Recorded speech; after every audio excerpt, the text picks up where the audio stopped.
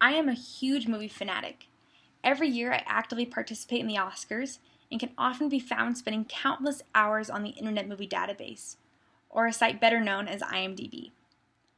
I, like many others living in the 21st century, surround myself with media, whether it be music, being online with friends, or watching movies and television. Whether we know it or not, the media we choose to involve ourselves with affects our thoughts and actions. Today, as I speak to you, I want to focus on how our video intake affects the way we think and act. And if we were to rid ourselves of media that had violence, sex, and nudity, we would create a better and safer world for ourselves and our children. Now, many people who know me know that I'm a pretty easygoing, friendly person, but I also really enjoy wrestling. Now, some people would say the reason I enjoy wrestling so much is because I grew up with 4 brothers, which does have some truth to it. But at the same time, how did my brothers get into wrestling? Violence is often portrayed in movies as heroic, which inspires so many to have fun wrestling, but also can result in individuals turning to physical fighting in moments of anger. By the age of 18, the average child has seen 16,000 murders on movies and television. If you show a child something depraved and immoral 16,000 times, it will start to seem normal. Multiple studies have linked violent media consumption to increased aggression, including later criminal activities and spousal abuse. Nowadays, it is extremely hard to find movies without any violence. Let's imagine there's this huge library filled with non-violent media. Now, if there was someone who had only seen media from this library, many would think that they are too sheltered and in turn naive to the real world. But on the other hand, could you ever picture them committing a crime or killing someone? Now, another aspect of content that is everywhere and is extremely harmful is sex and nudity.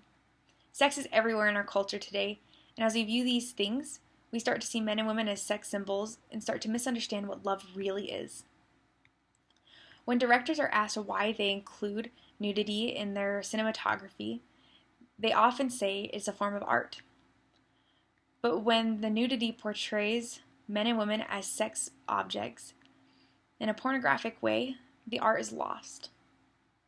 One of the directors of Game of Thrones was asked why he included female nudity in an episode. He said that as he was filming, an executive producer said to him, "You know you can go full frontal. This is television. You can do whatever you want, and I urge you to do it."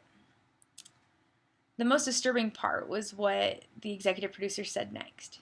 He said, "Look, I represent the pervert audience, and I want full frontal nudity in this scene. So go ahead and do it."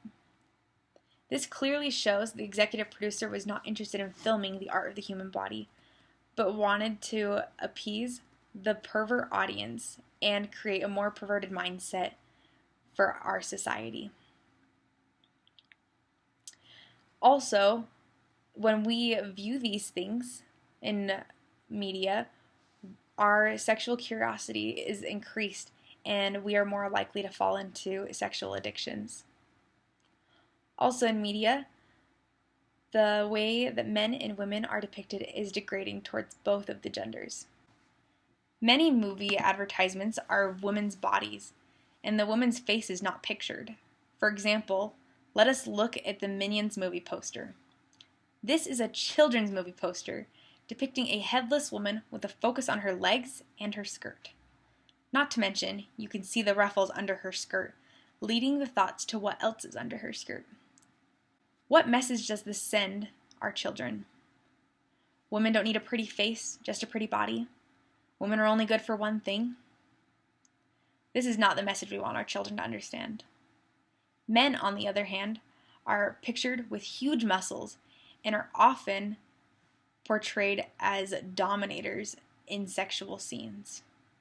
When sex and violence are shown together, this is what distorts our understanding of love the most.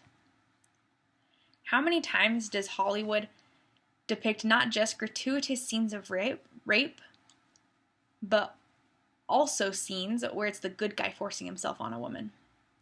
This teaches our sons and daughters that no actually means yes.